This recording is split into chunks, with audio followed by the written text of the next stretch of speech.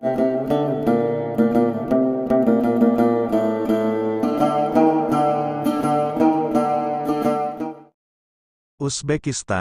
salah satu negara pecahan Uni Soviet, kini berpenduduk sekitar 23 juta jiwa. Sebagian besar mereka memeluk agama Islam Sunni, bermazhab Hanafi. Agama lain yang berkembang di sini adalah Kristen Ortodoks, Yahudi, dan sebagian kecil ateis.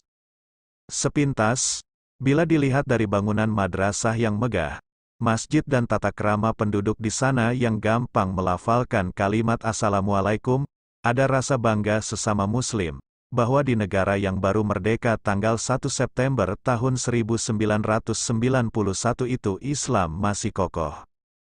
Kesan angker sebagai negara bekas Uni Soviet juga segera sirna manakala kita bertemu dengan penduduk setempat.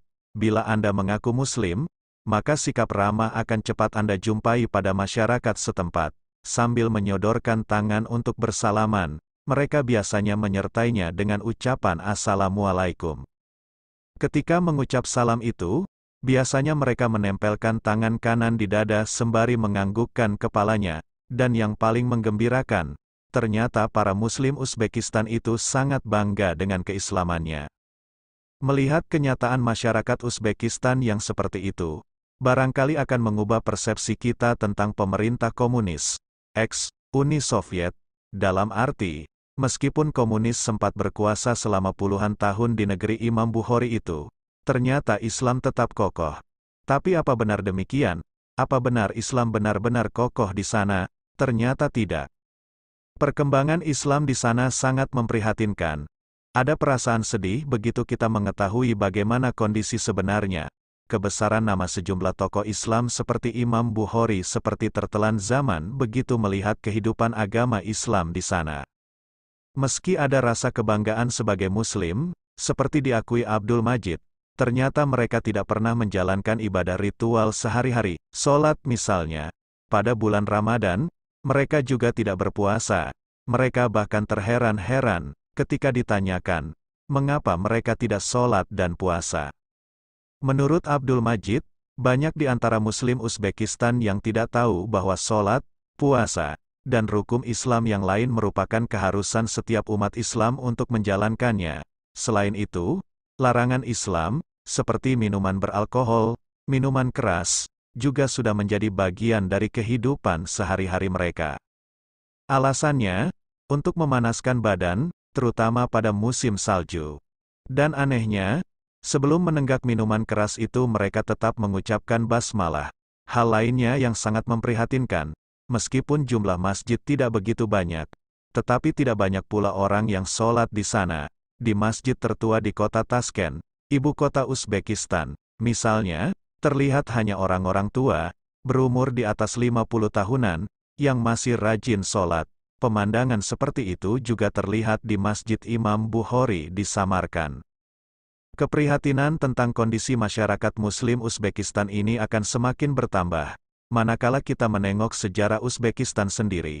Sebelum dicaplok oleh Uni Soviet yang komunis, Uzbekistan merupakan gabungan dari 3 buah kerajaan Islam, yaitu Bukhara, Khiva, dan Kokand yang pada tahun 1860 sampai tahun 1870 berada di bawah pengaruh Kekaisaran Rusia. Ketika itu agama Islam begitu jaya di daerah ini. Beberapa kota di Uzbekistan, seperti Samarkand, Bukhara dan Khiva merupakan pusat peradaban Islam yang dikenal sebagai jalur sutera yang menghubungkan Cina dengan Eropa. Samarkand merupakan tempat dimakamkannya Imam Bukhari, yang dikenal umat Islam sebagai salah seorang perawi paling otentik ribuan hadis Nabi Muhammad.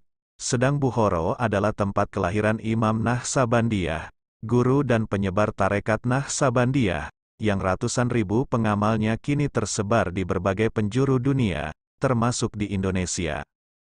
Sisa-sisa kejayaan Islam yang masuk Uzbekistan sekitar abad ke-8 Masehi, kini masih bisa terlihat pada kemegahan arsitektur tempat-tempat ibadah dan pendidikan di negara itu, dan yang paling menonjol adalah kompleks makam Imam Bukhari. Selain masjid, di sini juga terdapat sebuah madrasah.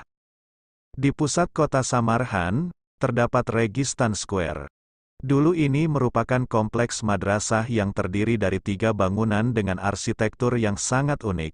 3 madrasah yang ada di situ adalah Madrasah Ulugh Bek yang dibangun tahun 1417 sampai tahun 1420. Madrasah Serdor yang didirikan pada tahun 1619 sampai tahun 1636. Dan Madrasah Tilia Kari yang dibangun tahun 1646 sampai tahun 1660. Dulu di sini terdapat pula sebuah masjid, tapi kini tinggal monumennya saja. Di dalam komplek Tilia Kari terdapat museum dan bangunan kubah dengan ornamen dan mosaik yang sangat menakjubkan.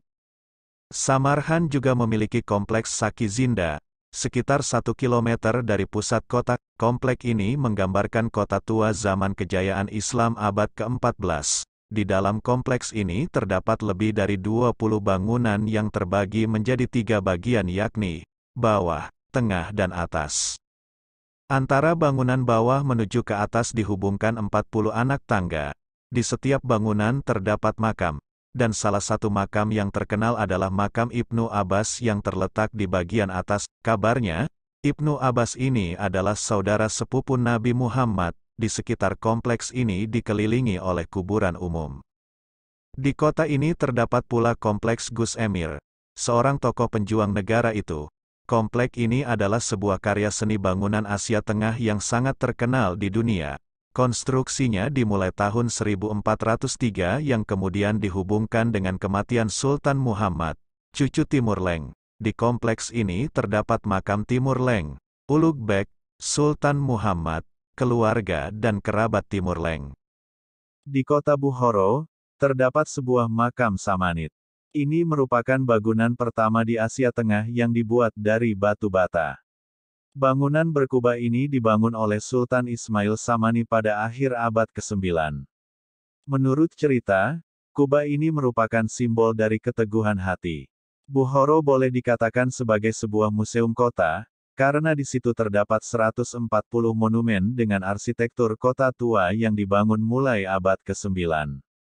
Di sini banyak terdapat bangunan istana, masjid dan tempat kegiatan keagamaan yang sampai kini masih terpelihara dengan baik. Sayangnya, semua karya kejayaan umat Islam di Uzbekistan itu kini hanya tinggal kenangan. Lebih banyak menjadi objek wisata yang dijual ke orang asing. Sejak runtuhnya pengaruh komunis di negara-negara ex-Uni Soviet, berbagai upaya untuk mengembalikan kejayaan agama Islam sudah mulai dirintis. Ini terlihat, antara lain dengan peningkatan jumlah pembangunan masjid. Sebelum tahun 1989, jumlah masjid di sini hanya 160 masjid, tapi kini sudah ribuan masjid. Selain itu, telah diaktifkan pula institusi-institusi pendidikan Islam seperti madrasah-madrasah di seluruh negeri dan pendirian sebuah perguruan tinggi Islam di Tashkent. Barangkali tidak ada salahnya kalau umat Islam dari negara lain, juga dari Indonesia, ikut memberikan bantuan untuk pembangunan tempat-tempat ibadah dan membangkitkan kembali kecintaan masyarakat di sana terhadap Islam.